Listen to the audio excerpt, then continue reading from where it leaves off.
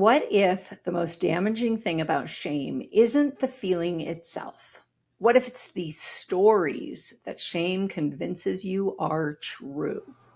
The stories that say you're not enough, the stories that say you're too much, the stories that tell you you'll never belong, never measure up, or never be worthy. Last episode, we explored the difference between embarrassment, guilt, and shame. We talked about how guilt says, I did something bad, while shame says, I am bad. Today, we're taking that conversation one step deeper because shame doesn't just make us feel bad. Over time, shame becomes a storyteller, and many of us have spent years believing the stories it tells. Every lesson is a lyric in the universal song. Oh, the lessons of the journey, I'll weave them in my song. One of the reasons shame is so powerful is because it rarely shows up as an emotion and then leaves. Instead, shame becomes a lens. It becomes a filter through which we interpret our experiences, our relationships, our successes, and our failures. It's not just something we feel, it's something we begin to believe. And once shame becomes a belief, it starts shaping the stories we tell ourselves about who we are. The challenge is that many of these stories become so familiar that we stop questioning them. We assume they're facts. We assume they're reality, when in truth, they may simply be narratives that developed years ago in response to experiences we didn't know how to make sense of. Human beings are natural storytellers. Our brains are constantly trying to make sense of the world around us. We want explanations. We want certainty. We want to understand why things happen. And when something painful happens, our brains immediately begin searching for meaning. This is especially true during childhood. Children don't have the cognitive ability to understand complex family dynamics, emotional immaturity, stress, trauma, or circumstances beyond their control. So they often personalize experiences. A child whose parent is emotionally unavailable doesn't usually conclude, my parent is struggling with their own unresolved issues. Instead, they often conclude, there must be something wrong with me. A child who is criticized repeatedly may conclude, I'm not good enough. A child who is told they're too sensitive may conclude, my emotions are a problem. And a child who feels unseen may conclude, I don't matter. The event ends, but the story remains, and over time, those stories become beliefs. Yeah. Oh gosh, we don't even know what's happening when it's happening. So true. All right, before we talk about the most common shame stories, it's important to understand something. These stories rarely travel alone. Most people don't carry just one shame story, they carry multiples. And often those stories overlap in ways that seem contradictory. You can believe you're not enough and also believe you're too much. Figure that oxymoron out. You can be highly successful and still secretly feel inadequate. You can be surrounded by people who love you and still feel like an outsider. Shame isn't logical, it's emotional. And because of that, it creates multiple narratives that reinforce one another. Think about it. Someone who believes they don't belong may start people pleasing in order to gain acceptance. Over time, that can become the belief that they have to earn love. If they still don't feel secure, they may conclude they're not enough. And if expressing their needs ever led to criticism or rejection, they may begin believing they're too much. What started as one wound becomes multiple stories, different branches of the same tree. And that's why the goal isn't to identify the one shame story you carry. The goal is to recognize the patterns that show up most often in your life. Because once you can see the stories, you can begin questioning them. This is one of the reasons Brené Brown's work resonates with so many people. Her research consistently points to the same underlying human needs: the need for connection, belonging, and worthiness. While shame may tell different stories, many of those stories are asking the same question underneath. If people truly knew me, would I still be worthy of love and belonging? Think about the stories we've all heard in our own heads. I'm not enough. I'm too much. I don't belong. I have to earn love.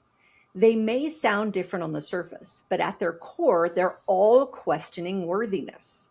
They're all asking whether we are acceptable as we are, whether we deserve connection, whether we're lovable without proving, performing, fixing, achieving, or hiding.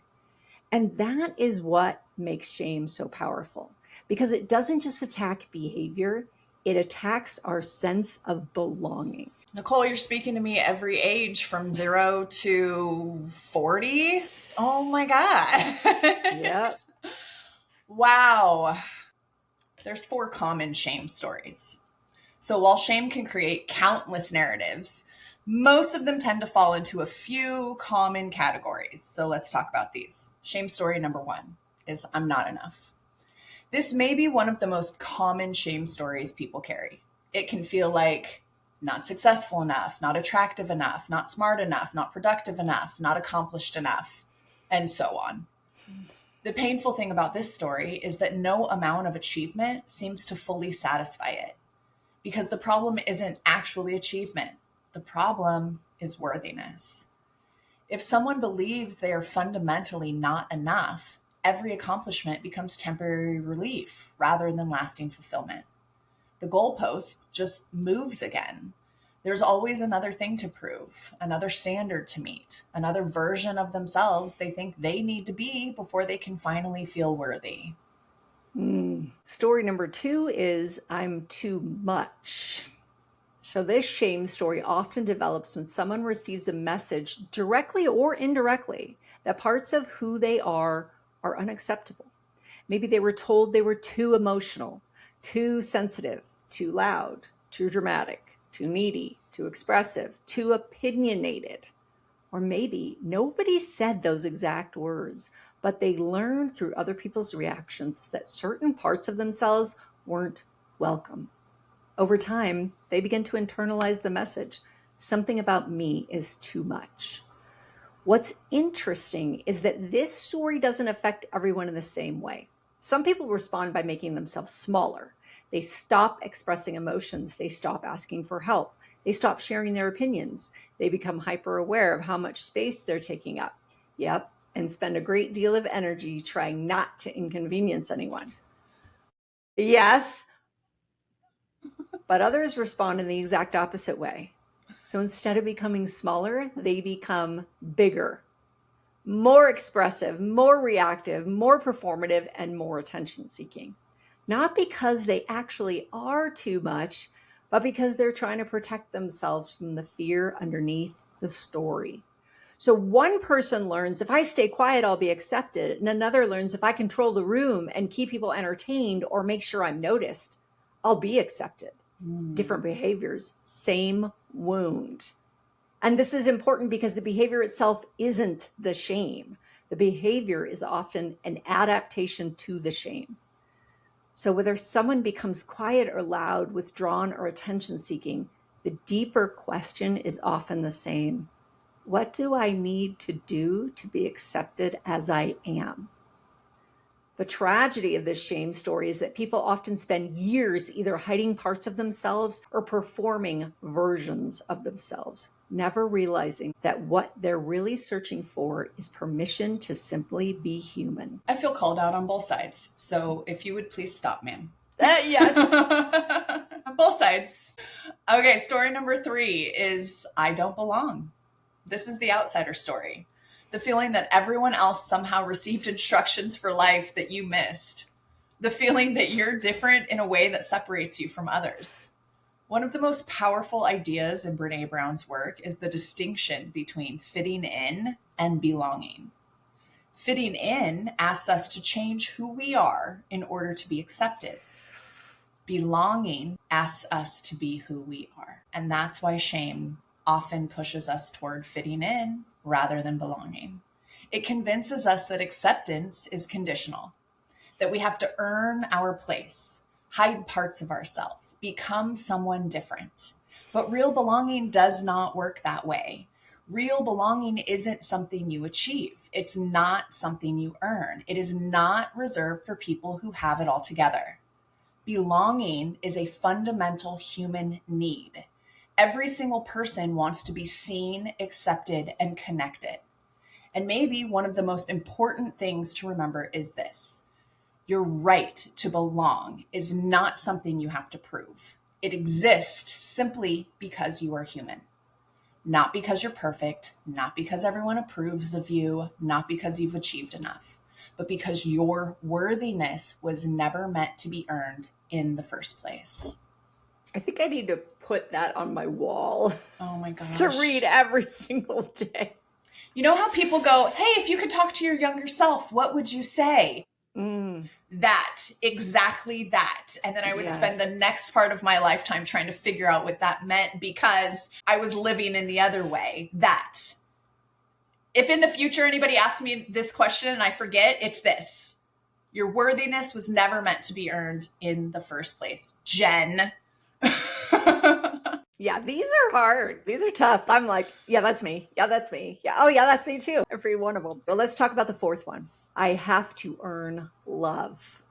So for many people, this story begins early in life, not necessarily because they weren't loved, but because the love they experienced felt connected to something they did rather than who they were. Maybe they received praise when they achieved, attention when they performed, approval when they were helpful, validation when they made other people's lives easier. Over time, they may have learned a subtle but powerful lesson. Love is something you earn. Love is something you prove. And love is something you work for. And if that's the lesson someone learns, it can shape the way they approach relationships for decades. They can become the caretaker, the achiever, the fixer, the people pleaser, the person who is always giving but struggles to receive, the person who feels responsible for everyone else's happiness, the person who believes their value comes from what they provide rather than who they are. Now, from the outside, these behaviors often look admirable: hard work, generosity, reliability, selflessness, but underneath them can be a quiet fear. If I stop performing, will I still be loved? If I stop giving, will people stay? And if I disappoint someone, will I lose my place in their life? And that fear can become exhausting because no matter how much love someone receives, it never feels completely secure when they believe they have to earn it. There is always one more thing to do, one more way to prove themselves, one more standard to meet, one more person to keep happy. And again, that goalpost keeps moving. And not because they are unlovable, but because the story tells them love is conditional. And perhaps that's one of the deepest wounds that shame creates. The belief that your worth is something you have to achieve, that your value depends on your performance, that love must be earned rather than received. But what if that's not true? What if your worth doesn't increase when you succeed and decrease when you struggle?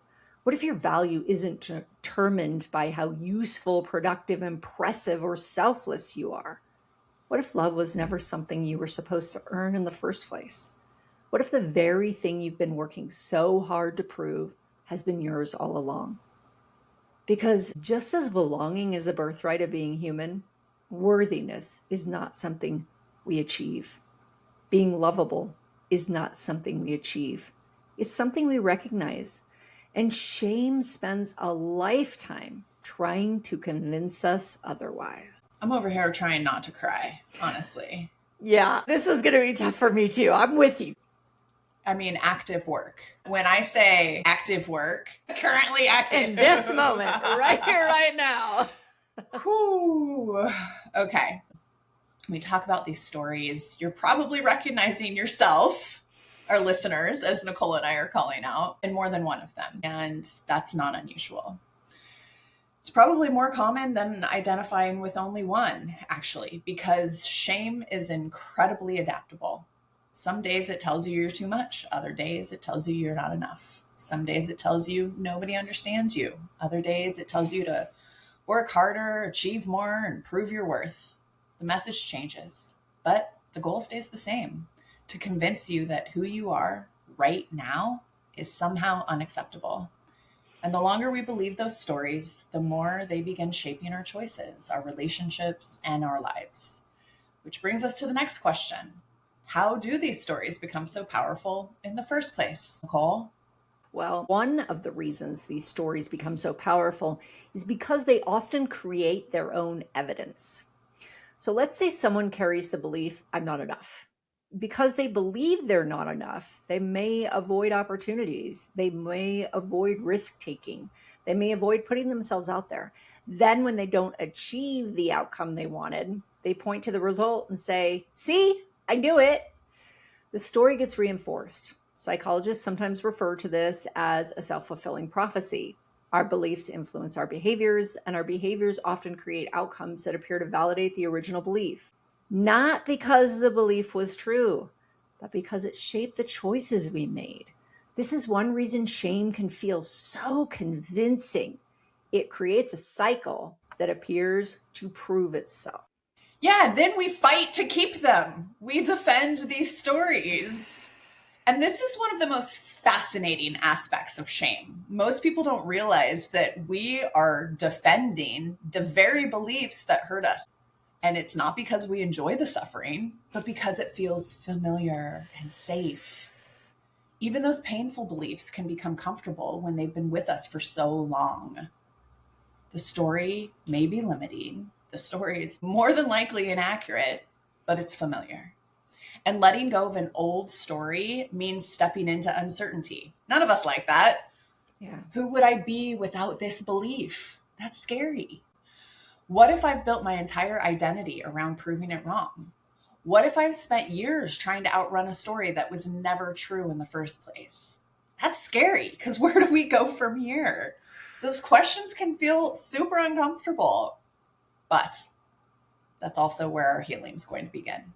Yeah. And this is not just personal development theory. Research supports the idea that shame has a profound impact on how we see ourselves. So psychologists June Tangney and Rhonda Deering, two of the leading researchers on shame and guilt, who co-authored the book Shame and Guilt, well titled, found that shame is strongly associated with negative self-evaluation, defensiveness, avoidance, and psychological distress. I don't have any of those. I don't know what they're talking about. Guilt, on the other hand, tends to be associated with accountability and constructive behavior change. Mm-hmm. In other words, guilt focuses on behavior. We talked about this last week. Shame focuses on identity. And identity-based self-condemnation is much harder to grow from. Researchers have also found that self-compassion is associated with lower levels of shame, anxiety, and self-criticism. Oh, that's the be gracious with yourself. Yeah, that's why. I never knew what that meant. Self-compassion. What? How? Me? I No. know. We're going to be professionals at that, Jen. Might take us 10 years, but we'll get there. Talk to me on my deathbed. There you go. Dr. Kristen Neff, whose work explores how kindness, mindfulness, and healthy boundaries can improve emotional resilience and overall well-being, suggests that people who practice self-compassion are actually more likely to take responsibility for mistakes and learn from them because they aren't spending all of their energy defending themselves from self-judgment. This is important because many of us have been taught that being hard on ourselves creates growth. Yet the evidence suggests the opposite. Awareness and compassion create far more lasting change than shame ever could. I learned that too late. Look, at least you learned it. That's the key part of that. Don't say too late. It's never too late. Never too late. And great that it happened now, which is why we do this podcast, because no matter how old you are, learning it now is better than never learning it at all. Absolutely. Although we wish we learned it 40 years ago. In school. When I say actively, I have an app on my phone right now, Nicole, and it's a self-care app. I grow a finch and I check off things and my finch stays alive. It's like a new school Tamagotchi. Yeah. I check off self-care things like say thank you to yourself today. And so I'll go, thank you, self. when I'm looking in the mirror. It really changes things. It creates smiles in the mirror where like smiles didn't exist before. It really, really does something. And it sounds silly. And all of my friends are like, you have a finch on an app? Yes. And I've been going 85 days strong, y'all. And it's working because do you see this inner glow? You can't. We're on a podcast. It matters. It so matters. And it sounds silly, but it's that awareness. So the goal of this episode is not to convince you that every negative belief you have is false. The goal is to help you become aware of the stories because awareness creates that space. Instead of saying, I'm not enough, you begin noticing, I'm having that thought that I'm not enough. Instead of, I don't belong, you begin noticing, I'm carrying a story that says I don't belong. That might sound like a small shift, but it really changes everything. Because the moment you become aware of a story, you stop completely identifying with it. You create distance, you create perspective, and most importantly, you create choice.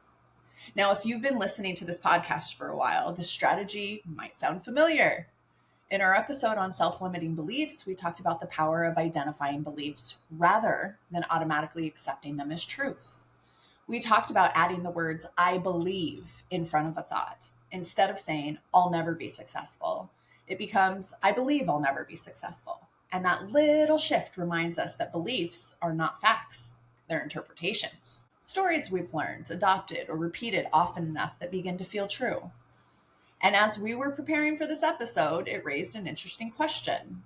How many of our self-limiting beliefs are actually rooted in shame stories? How many beliefs about what we're capable of, what we deserve, what we're worth, or what's possible for us are really extensions of the deeper narratives we've been discussing today? Because if underneath the belief is a shame story, like I'm not enough or I don't belong, then the self-limiting belief may simply be the way that shame expresses itself. The belief isn't the root. The shame story is. And that's why awareness is so powerful. Because once you can identify the story underneath the belief, you can begin questioning whether it was ever true in the first place. Awareness doesn't immediately erase the story, although we wish it did, but it does change your relationship to it. And that's where your healing begins. Yes, it is. This week, we want to invite you to identify one story you've been carrying about yourself by completing this sentence. The story I've been carrying is, maybe it's I'm not enough, maybe it's I'm too much, maybe it's I don't belong, maybe it's I have to earn love, or maybe it's something else entirely. That's okay too. Then ask yourself 3 questions. When did I first learn this story? Who taught me this story? And what evidence exists that challenges this story? Because what if the story you've been carrying isn't the truth? What if it's simply a wound looking for understanding? Yeah, all of that. Let's go into some takeaways. For me, I have grandkids, and acknowledging them and that they're important and that they're special when they're not doing anything to earn it, so that they know that they do deserve all of it, not because they've done anything, but just because they are. Yeah. That's my shift. I read this somewhere, I don't know, and it said, look at your kids when they're doing nothing. Give them a big smile and tell them you love them for no reason whatsoever. And so I'll do that. My kids will just be sitting on the couch and I'll just stare at them and they go, Mom, you're being weird. I just love you so much. They're like, okay, Mom, I know what I'm doing. They won't know it until 20 years from now when they have that really solid core understanding of who they are. And be like, yeah, I did that 20 years ago for you. You're welcome. Agreed. I didn't even know what self-compassion looked like. I didn't even think I deserved it. How could I practice it on myself if I don't deserve it? And then the shame story kept repeating itself. I don't deserve it because XYZ. Yeah. Instead of, I am here, I am worthy because I am human. And all of the things that are happening around that. And everybody's opinion of that doesn't change the fact that I am worthy because I am here. That is just, it's such an emotional release for me now. You said it, Nicole, identity-based self-condemnation. It is hard to grow from. Yeah, I was thinking about how long I've been working on shame, and it's been a part of my awareness. that what I'm feeling is shame. And I have been probably on this journey for a good 8 to 10 years. I'm better, but boy, this is a long journey if you're really working on it. It is a long journey. I'm at the point where I can hear myself when I say the things, when I think the things, and I go, wait, I can't go that way. That's not right. That's not fair to me. It's a journey, though. This one's a big one. I also think to myself, is there anybody my age that doesn't have some shame?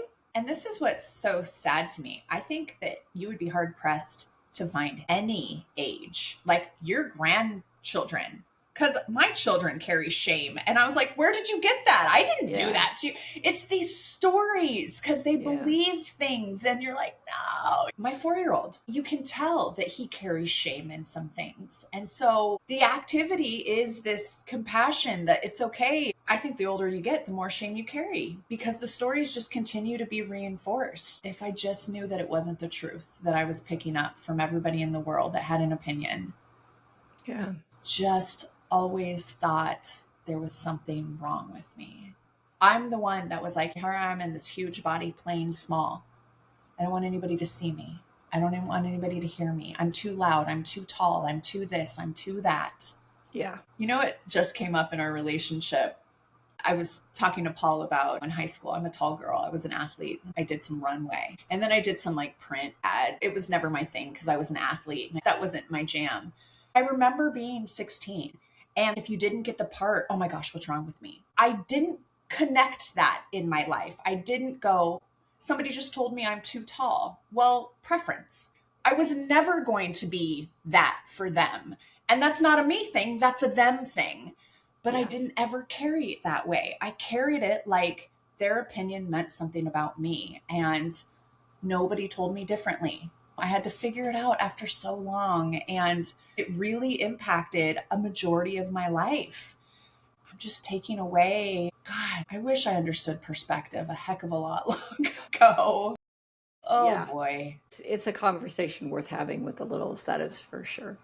All right, let's go into our questions. Questions, Nicole. It's baseball season. Oh boy. We're a baseball family. And we were having this discussion in our family. And I would like to know from you, if you had to choose a theme song that played every time you entered a room, what would that theme song be? Okay, so this would change. I wouldn't have a constant theme song through my whole life. And right now, I'm really loving, it's actually from Zootopia 2, the Shakira song about we're going to turn this floor into a zoo. Okay. Have you heard it? I know, but now I have to. Okay, that's what it's about. I'm very much into my dance classes. I'm all about the fun. Like, I don't care if I'm doing it right. I just care that we're having a good time.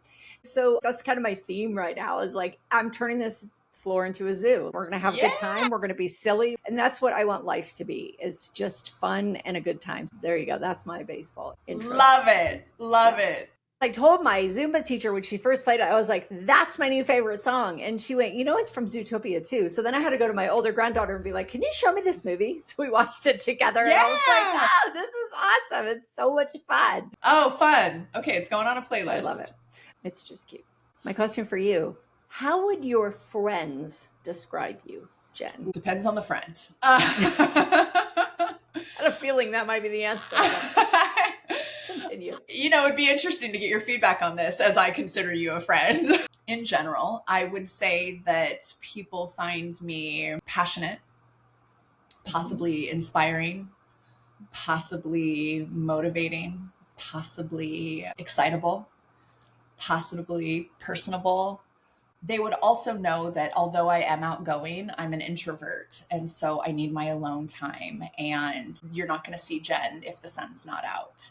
And Jen has her moments. There's going to be days and weeks. And it's not that I'm upset with you. It's just that I go into these seasons. I would hope that I'm described as someone that you can always just pick back up with no matter what. I think my friends know that I'm a vault. Things are shared with me that never goes anywhere. I think that my friends would say that I am funny, or at least that I think I'm funny. And I think that my friends would say that I am caring and empathetic and concerned with well-being and how to help. And I hope that those are things that when we're having my funeral are all said in the microphone out loud. Yes, as your friend, I 100% agree with all of those. Yes. Thanks, Nicole. And she can have deep conversations and she doesn't want to talk about the fluff. Oh, please don't make me small talk. You know, if you meet me on the street, I'm going to say, what's your enter room theme song? Let's talk about that. Yeah, there you go. I love it. All right. In our next episode, we'll begin exploring how to rewrite these stories because awareness is powerful, but awareness is only the beginning. Once you start recognizing the narratives shame has been writing in the background of your life, the next step is learning how to respond to them differently. And that's where the healing begins. If this episode resonated with you, take a moment to share it with someone who might need to hear it. And make sure you're following us so you don't miss what's coming next in this series. In the next episode, we'll move from awareness into practice, into what it actually looks like to begin changing your relationship with these stories, rather than letting them define you. See you next week. Bye, everyone. Bye. Write your lines with passion, let your spirit freely roam. The lessons of your journey will lead you